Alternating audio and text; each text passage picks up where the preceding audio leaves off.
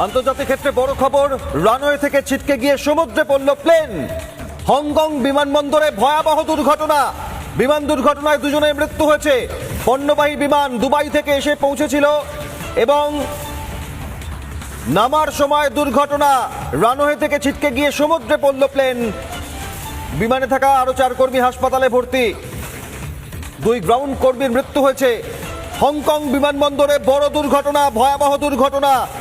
আজ ভোর 3:50 অবতরণের কথা ছিল দুবাই ফেরত এমিরেটস এয়ারলাইন্সের এই বিমানটির। পাইলট সহ 4 জন বিমানকর্মী ছিলেন। রানওয়েতে পিছলে যায় বিমানটি। অবতরণের সময় রানওয়ে থেকে পিছলে গিয়েছে পণ্যবাহী এই বিমান, সোজা গিয়ে পড়ল পাশের সমুদ্রে। আর বিমানবন্দরে দাঁড়িয়ে থাকা একটি গাড়িতেও সজোরে ধাক্কা মারে বিমানটি।